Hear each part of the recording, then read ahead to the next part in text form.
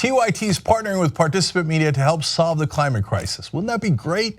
Now look, you gotta check out our series, 10 Days of Action, to learn more about what you can do to make a difference. And go see An Inconvenient Sequel, Truth to Power in theaters in New York and LA on July 28th and nationwide August 4th. 25 people in a rural village in Pakistan have been arrested due to their ruling in a case involving a teenage girl's rape. So earlier this month, the council told a 20-year-old man to rape a 16-year-old girl after this 20-year-old's family accused the girl's brother of raping his 12-year-old sister, okay?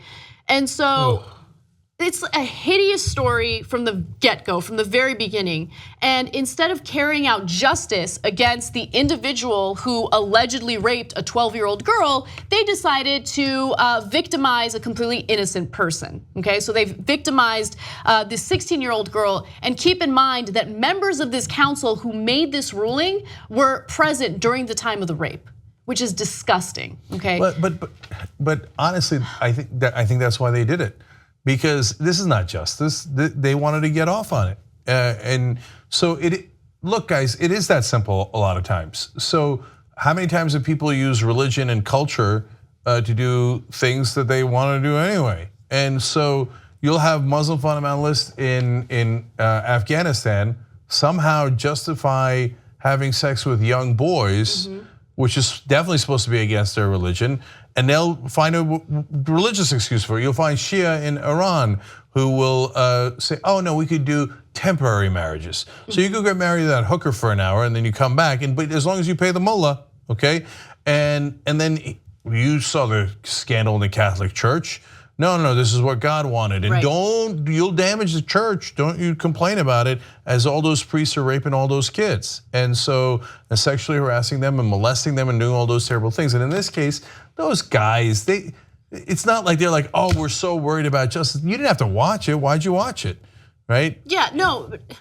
Why would you victimize an innocent 16-year-old girl if her brother was accused of doing something wrong? Why don't you go after her brother? And why is it that he's not the person who should face any consequences whatsoever? It's okay. In fact, you retaliate by victimizing this 16-year-old girl. It's disgusting. Now look, this is, again, a rural part of Pakistan, and there are laws in Pakistan against this, which is why this council got arrested for their ruling and what they did to this 16-year-old girl. So those arrested included 24 of the village council's 27 members, and also the 15-year-old boy accused of setting off the chain of events after being accused of raping the younger girl.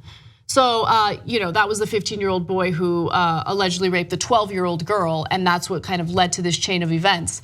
It's amazing that they didn't punish him, like the council. It didn't even cross their minds. Why? Because the guilty party must be the woman, even though she's the victim, right? And how are we going to address the female victim? By victimizing another female, because God forbid you should ever punish men. And so, look, I know that people say, well, no, it's part of their culture. That's right. Well, that part of the culture sucks.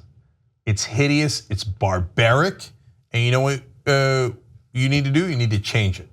So if I've hurt your feelings because you think it makes sense to rape innocent girls for the crimes of someone else in their family, okay, then I hurt your feelings, okay? But I can assure you that your crime is way worse than mine.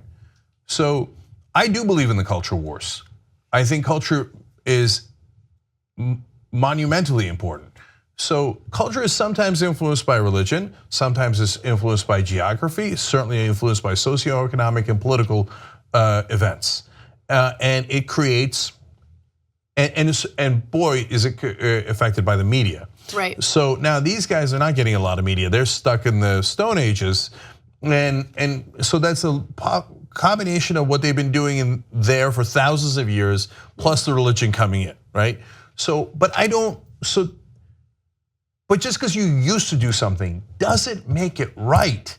And this is what I can't get through conservatives' heads, whether they're in Pakistan or here, which they're tradition, heritage. I know, but slavery was a tradition. It was a terrible tradition. It was our culture. It was a terrible part of our culture. In Central Asia, they kidnap women and rape them, and then they say, okay, now you have to marry me because I raped you. And her parents come over and convince her that she needs to marry her rapist.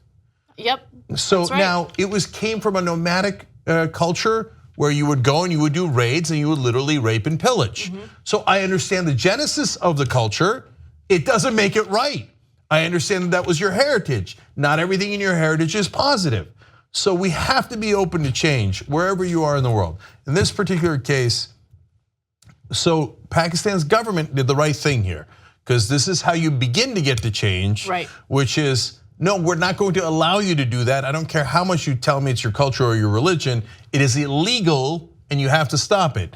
So beyond that, they should do education programs. And if you say, well, that's just indoctrination. Yes, we indoctrinate people to eat with a fork and knife and spoon. Yeah. That's a fine indoctrination. We indoctrinate people to be decent to one another, and indoctrinating people not to commit senseless rape against girls who did nothing wrong is a wonderful indoctrination. It's much better than the indoctrination they're doing right now at the local level, where they're saying we should do it.